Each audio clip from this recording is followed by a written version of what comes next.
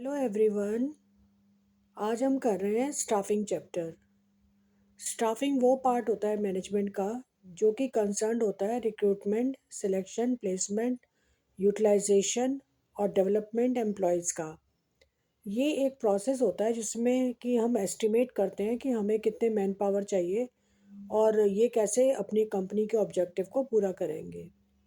इसमें हम एस्टिमेट करते हैं कि नंबर ऑफ़ एम्प्लॉयज़ कितने चाहिए और उसके बाद हम रिक्रूट करते हैं, सिलेक्ट करते हैं और डेवलप करते हैं और मेंटेन करते हैं एक कॉम्पिटेंस वर्कफोर्स। और उनके परफॉर्मेंस को हम बार बार चेक भी करते हैं। स्टाफिंग जो है वो एक कॉन्टिन्यूस प्रोसेस है, क्योंकि नई जॉब्स जो होती हैं वो क्रिएट होती रहती हैं और एग्जिस्टिंग एम्प्लॉयज़ जो होते हैं वो कई कुछ टाइम बाद चले भी जाते हैं ऑर्गेनाइजेशन से, डिफरेंट डिफरेंट रीजन से। तो हमें हमेशा एम्प्लॉयज़ की ज़रूरत पड़ती रहती है। तो ये कोई वन टाइम फीचर नहीं होता, ये बार बार चलता रहता है।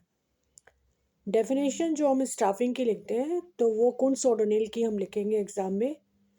डेफिनेशन है, the managerial function of staffing involve manning the organisational structure through proper and effective selection, appraisal, and development of personnel to fill the roles designed into the structure. इसके बाद हम पढ़ते हैं नीड ऑफ स्टाफिंग, यानी कि हमें ज़रूरत क्यों है स्टाफिंग की। स्टाफिंग एक ऐसा फंक्शन होता है मैनेजमेंट का जो कि ये पता लगाता है कि right people for the right job, यानी कि राइट पर्सन जो है राइट जॉब में होना ज़रूरी होता है। क्योंकि अगर हम किसी गलत इंसान को रख दें जिसके अंदर वो क्वालिटीज़ ही ना हो तो वो हमारा पूरा स्टाफिंग प्रोसेस जो होता है वो हमारा इतना सक्सेसफुल नहीं बन पाता। स्टाफिंग जो है वो सेपरेट फंक्शन होता है मैनेजमेंट का और इसकी हमें ज़रूरत पड़ती है कई रीज़न से। फर्स्ट रीज़न होता है फिलिंग द रोल। हमें कॉम्पिटेंट एम्प्लॉयज़ चाहिए होते हैं, उनकी एक नॉलेज चाहिए होती है, स्किल चाहिए होती है, जिससे कि हम ऑर्गेनाइजेशन में जो पोजीशंस क्रिएट हुई हैं उसको फिल कर सकें। सेकंड है ह्यूमन एम्फोसिस। स्टाफिंग में हम ह्यूमन एलिमेंट को ही एम्फोसिस देते हैं। हम उनका सिलेक्शन करते हैं, ट्रेनिंग करते हैं, डेवलपमेंट करते हैं ह्यूमन बींग्स का। और ये हमारे एक बहुत वैल्यूएबल एसेट होते हैं, क्योंकि मशीन को तो आपको ऑपरेट करना होता है लेकिन मशीन को चलाने वाले भी तो ह्यूमन बींग्स हैं। तो वो तभी आप उसका यूज़ कर पाएंगे ना मशीन का, जब आपके पास प्रॉपर उसको चलाने वाले जो लोग हैं वो आपके पास हों अवेलेबल। अदरवाइज़ तो वो मशीन को चला ही नहीं पाएंगे। और जिसको काम नहीं आता तो वो तो अच्छी मशीन को भी ख़राब कर सकता है। तो आपको प्रॉपर स्टाफ तो वैसे भी चाहिए। इसके बाद है third point, availability of resources. इसमें हमने चेक करना होता है कि भाई हमारे पास कितने ऑलरेडी एग्जिस्टिंग, हमारे पास कौन कौन से लोग अवेलेबल हैं, तो उसको भी हमें चेक करना पड़ता है। उसके बाद ही हम मैन पावर के लिए प्लान करते हैं, रिक्रूटमेंट करते हैं, सिलेक्शन करते हैं और टेक्निक करते हैं ट्रेनिंग के लिए और इवेल्युएट करते हैं। पर हमें एग्जिस्टिंग लोगों का भी पता होना चाहिए। इसके बाद स्टाफिंग की ज़रूरत पड़ती है हमें एक स्पेशलाइज्ड डिपार्टमेंट को तैयार करने के लिए, जिसके अंदर की एक राइट पर्सन हो, राइट जॉब्स हो, तो जिनकी अच्छी क्वालिफ़िकेशन हो, एप्टीट्यूड हो, प्रस्पेक्टिव कैंडिडेट हो और वो अपनी वैकेंसीज़ को फिल भी कर लें। अब है कि इम्पोर्टेंस ऑफ स्टाफिंग, यानी कि स्टाफिंग की ज़रूरत क्यों पड़ती है। सबसे पहला होता है कि it helped in discovering and obtaining competent personal for various job, यानी कि डिस्कवर करना और ऑब्टेन करना कॉम्पिटेंट पर्सनस को। सेकंड है हायर परफॉर्मेंस जो है वो मतलब डेवलप करने के लिए। और तीसरा पॉइंट होता है कि सर्वाइवल और ग्रोथ के लिए भी हमें, कंपनी के सर्वाइवल के लिए और ग्रोथ के लिए भी हमें कॉम्पिटेंट पर्सनस चाहिए होते हैं। क्योंकि जितने भी कॉम्पिटेंट पर्सन होते हैं वो हमारी कंपनी को बहुत प्रॉफिट दिलवाते हैं, बेटर वर्क करते हैं, कम टाइम में काम करते हैं और बहुत अच्छी उनका परफॉर्मेंस का लेवल होता है। तो वो हमेशा हमारे लिए एक बहुत अच्छा काम करते हैं। तो इसलिए हमें अपने सर्वाइवल, बिजनेस के सर्वाइवल के लिए हमें कॉम्पिटेंट लोग ही चाहिए होते हैं। इसके बाद है कि जो स्टाफिंग है उससे हम ऑप्टिमम यूटिलाइजेशन भी कर सकते हैं ह्यूमन रिसोर्सेज का, यानी कि ऑप्टिमम यूटिलाइजेशन का मतलब होता है कि ना तो कोई रिसोर्स जो है ओवर यूज़ हो और ना ही कोई रिसोर्स जो है वो अंडर यूज़ है। फिफ्थ पॉइंट है कि स्टाफिंग जो है हमारे जॉब सेटिस्फैक्शन और हमारा मोराल बढ़ाने के लिए बहुत ज़रूरी होता है। जॉब में हमें अच्छा पीस मिले, हमें सेटिस्फैक्शन मिले और हमारा कॉन्फिडेंस लेवल भी बना रहे, उसके लिए भी एम्प्लॉयज़ जो हैं आप अगर उनको असेस करते हैं तो उनका एक बहुत बड़ा एक कंट्रीब्यूशन रहता है, तो प्रॉपर आप उनको रिवार्ड भी दे सकते हैं। उसके लिए भी स्टाफिंग की ज़रूरत पड़ती है। सेकंड हमारा कॉन्सेप्ट है staffing as a part of human resource management. Staffing जो है वो एक इंटीग्रल पार्ट ऑफ मैनेजमेंट होता है। इसके अंदर ह्यूमन और कॉम्पिटेंट पर्सन्स होते हैं। सक्सेस ऑफ ऑर्गेनाइजेशन भी डिपेंड करता है कि हमारे पास कितना कॉम्पिटेंट स्टाफ है, उनको कैसे मोटिवेट करना है, उनका परफॉर्मेंस लेवल कैसा है। इवन स्मॉल ऑर्गेनाइजेशन में भी कई ड्यूटीज़ जो हैं एम्प्लॉयज़ जो होते हैं वो परफॉर्म करते हैं। वेलफेयर कंडीशन के लिए, बेटर सैलरीज के लिए हमें ह्यूमन बींग चाहिए होते हैं। इसके बाद है ऑर्गेनाइजेशन तभी ग्रो करती है जब अच्छे आपके पास एम्प्लॉयज़ हों। और ह्यूमन रिसोर्स जो होता है वो उसकी कुछ क्वालिटीज़ होती हैं, कुछ ड्यूटीज़ होती हैं। फर्स्ट है कि आप रिक्रूट करते हो, ये रिक्रूटमेंट का मतलब होता है search for the prospective employ. उसके बाद एनालाइज करते हो आप जॉब को, फिर आप डेवलप करते हो कॉम्पनसेशन एंड ट्रेनिंग और डेवलपमेंट के लिए भेजते हैं आप एम्प्लॉयज़ को, मेंटेन करते हो लेबर रिलेशन, हैंडलिंग करते हो ग्रीवेंसेस एंड कंप्लेंट्स लेबर की, और सोशल सिक्योरिटी उनको प्रोवाइड कराते हो, वेलफेयर के बारे में सोचते हो। और अगर कोई डिस्प्यूट वगैरह हो, कोई लड़ाई झगड़ा हो तो उसको भी आप प्रॉपरली जो है टैकल करते हो, तो जिससे कि लेबर की या कोई लीगल जो कॉम्प्लिकेशंस हैं वो सारी ख़त्म हो। इसके बाद है इवैल्यूएशन ऑफ एचआरएम। एचआरएम मतलब ह्यूमन रिसोर्स मैनेजमेंट। इसकी शुरुआत कैसे हुई? लेबर वेलफेयर पर्सनल मैनेजमेंट से। उसके बाद लेबर वेलफेयर ऑफिसर आए, फिर पर्सनल ऑफिसर आए, और उसके बाद प्रॉपर ह्यूमन रिसोर्स मैनेजर जो है ऑर्गेनाइजेशन में बनने लगे। नेक्स्ट हम इम्पॉर्टेंट टॉपिक कर रहे हैं अब, स्टाफिंग प्रोसेस। और ये हमारा ऑलमोस्ट 6 मार्कर का आता है, डायरेक्ट क्वेश्चन भी आता है इसमें स्टाफिंग प्रोसेस का, केस स्टडी में भी आता है। केस स्टडी में फॉर्मेट होता है कि भाई हमें 2 स्टेजेस पहले की या बाद की हमें दी होती है, तो बीच वाली लिखवा लेते हैं या बाद वाली लिखवा लेते हैं। मतलब आपको स्टेप बाय स्टेप इसको अच्छी तरह से लर्न करना है समझ के, तभी आप इसको अच्छी तरह अटेम्प्ट कर पाएंगे। तो आपको कॉन्सेप्ट की क्लैरिटी बहुत इंपॉर्टेंट है। तो आते हैं, चलो समझते हैं इसको। फर्स्ट है estimating the man power requirement. इसमें हम क्या करते हैं कि हम असेस करते हैं कि मैन पावर की कितनी रिक्वायरमेंट है, और वो हमने स्टार्टिंग में ही करनी होती है, एडवांस में करनी होती है कि क्या क्वालिटी चाहिए और हमें कितनी क्वांटिटी चाहिए।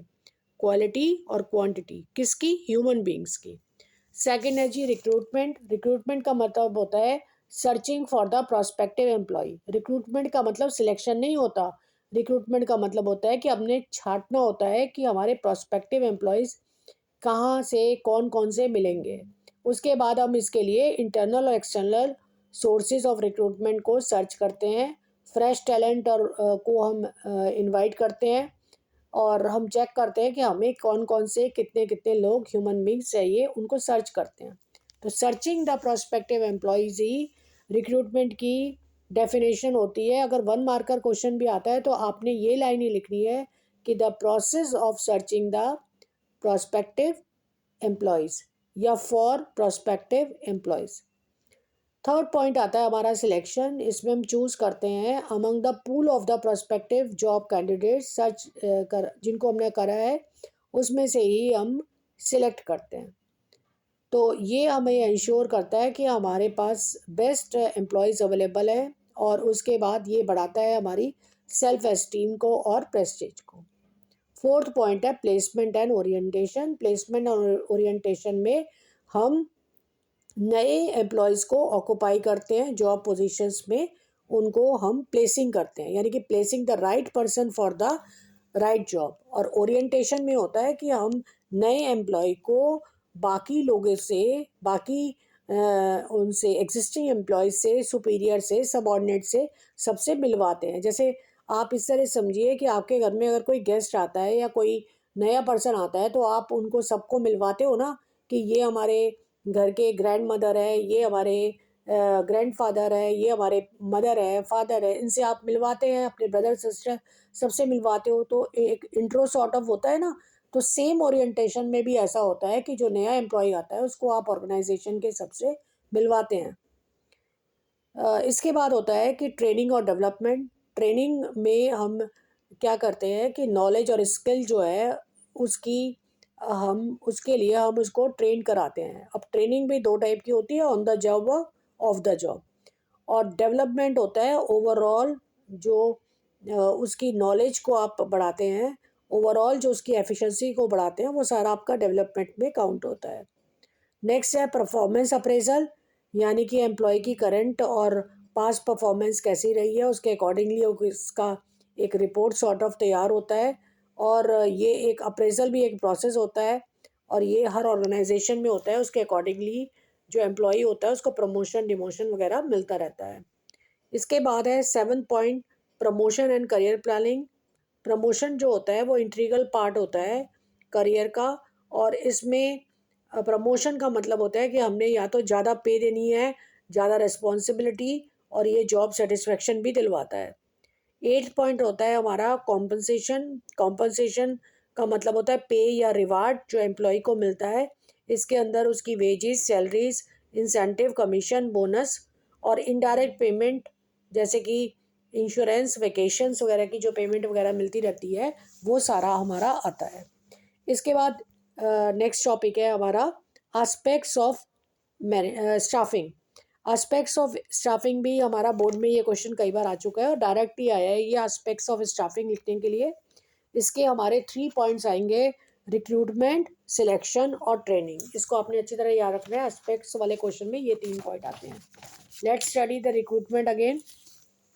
रिक्रूटमेंट जो होता है वो उसको हम ऐसे डिफाइन करते हैं कि ये एक प्रोसेस है जिसमें कि आप सर्च करते हो प्रोस्पेक्टिव एम्प्लॉयज़ को।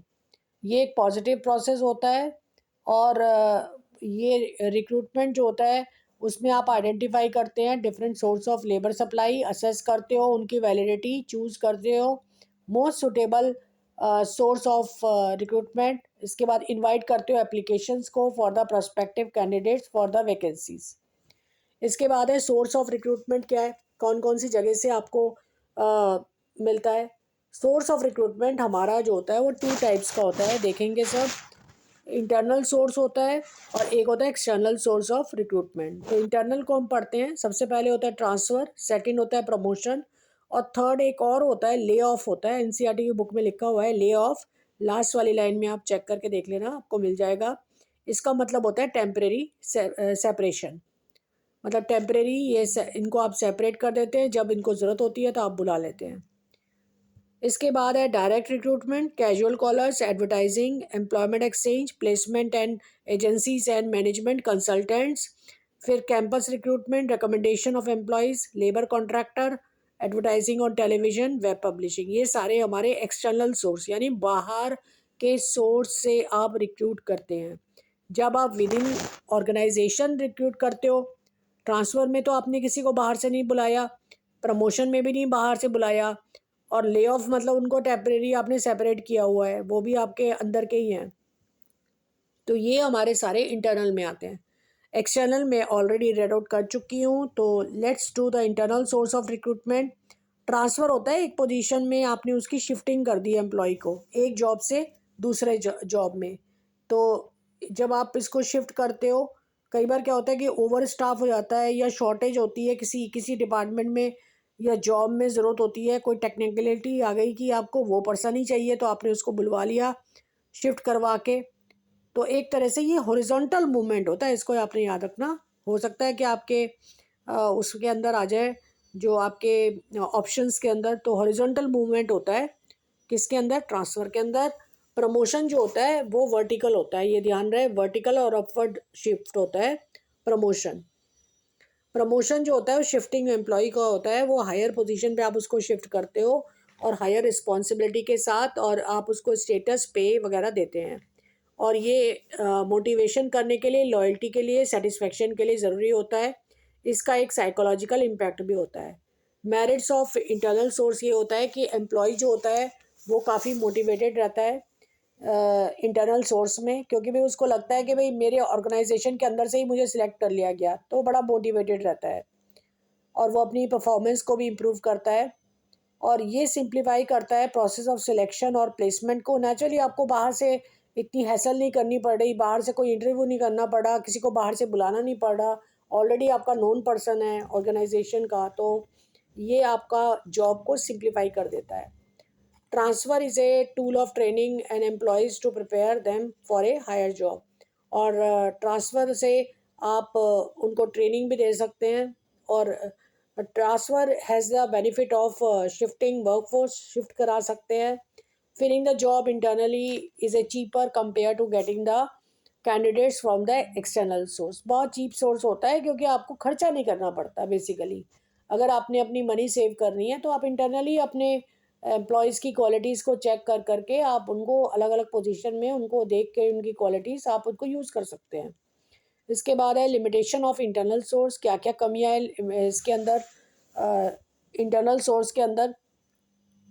पहली कमी ये होती है कि when vacancies are fill through internal promotion the scope of induction of fresh talent is reduce. कि आप फ्रेश टैलेंट को तो ले नहीं रहे, और जो एम्प्लॉई होते हैं करंट, जो पुराने एम्प्लॉयज़ होते हैं आपके, वो बड़े लेथार्जिक होते हैं और वो वेट कर रहे होते हैं टाइम बाउंड प्रमोशन के लिए।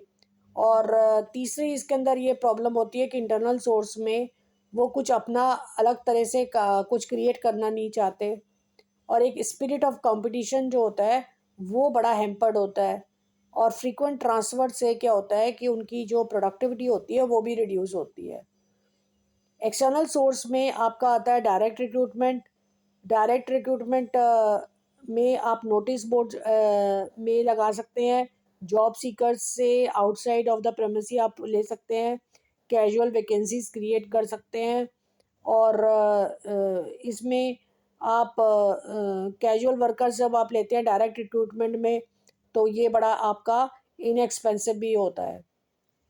और एक्सटर्नल सोर्स में रिक्रूटमेंट जो होता है वो आउटसाइड द ऑर्गेनाइजेशन होता है, वाइड चॉइस होती है आपके पास, नए टैलेंट आपको मिलते हैं।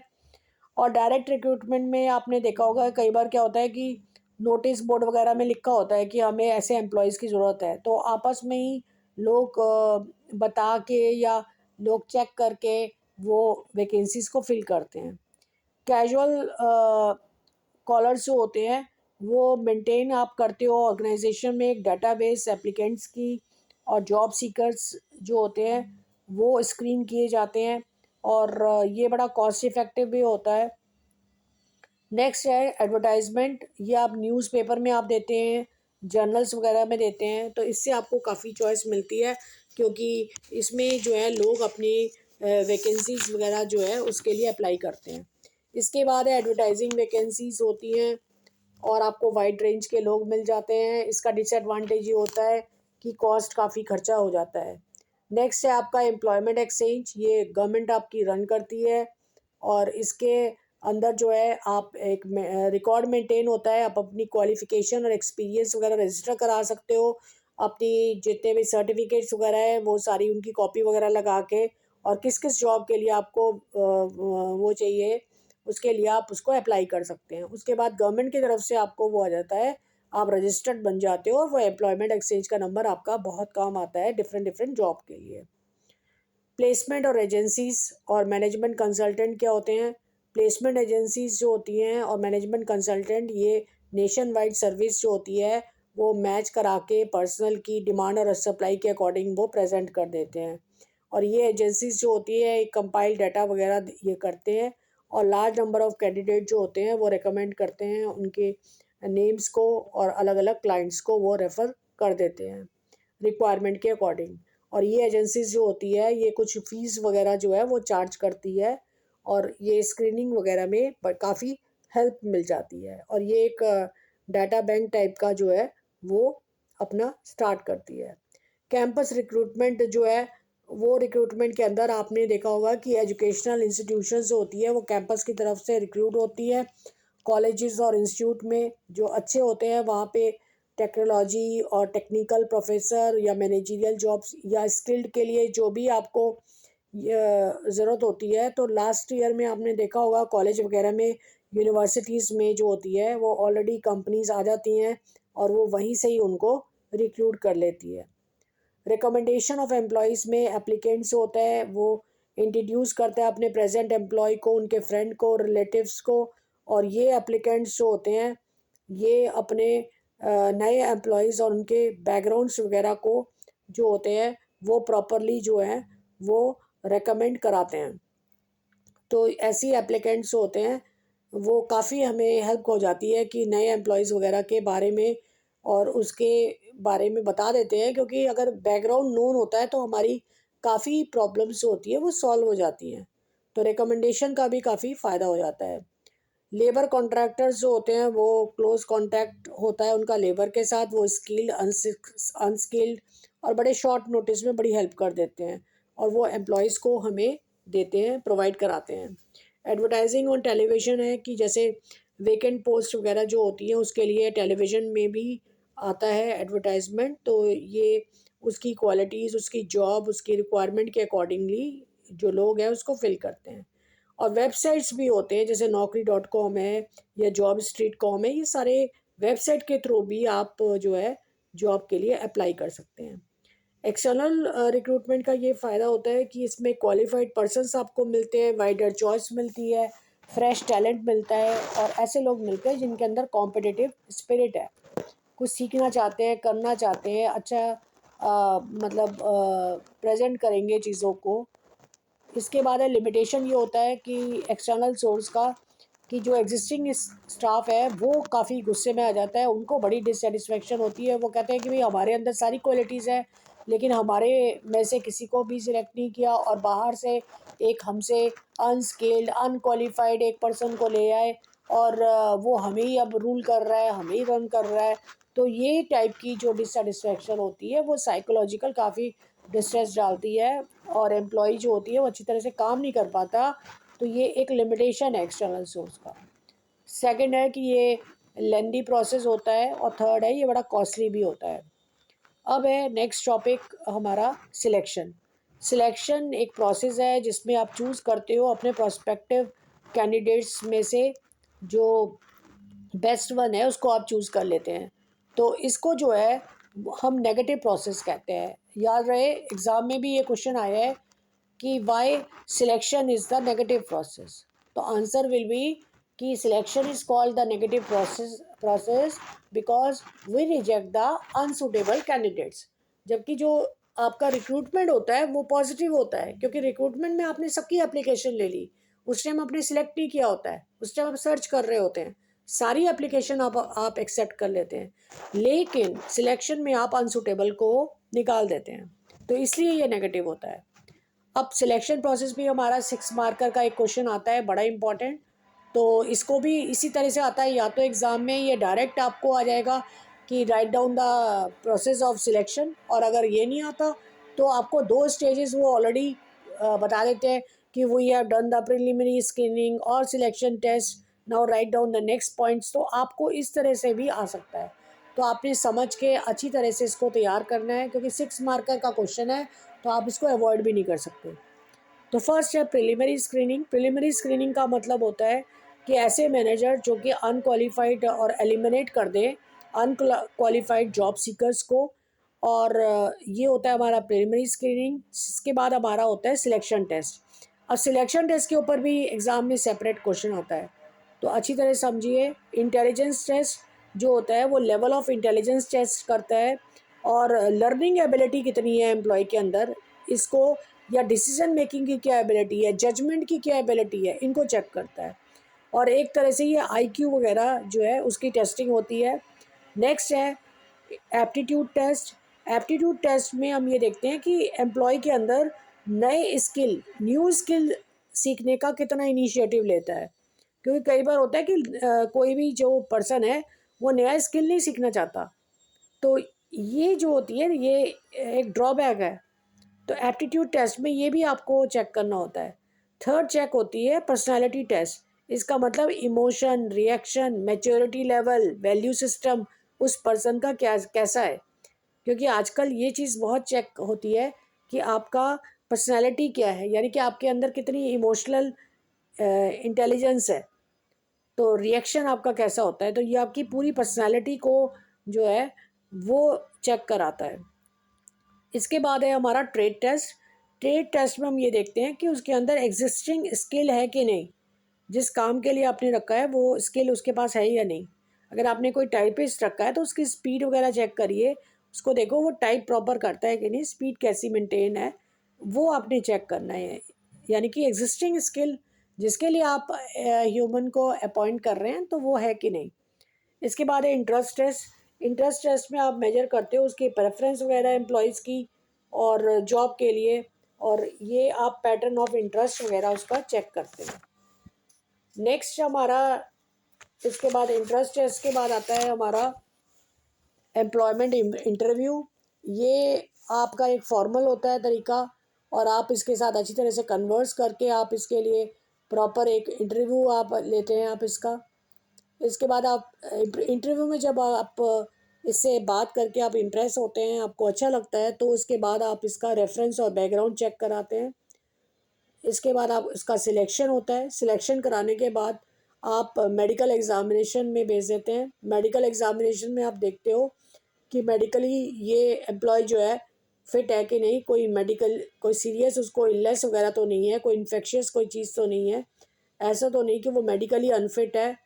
उसके प्रॉपर ब्लड सैंपल्स वगैरह लिए जाते हैं, उसके बाद उसके आई टेस्टिंग और कुछ और टेस्ट भी होते हैं according to the requirement of the job. इसके बाद है उसको जॉब ऑफ़र करी जाती है और उसको कॉन्ट्रैक्ट ऑफ एम्प्लॉयमेंट दिया जाता है।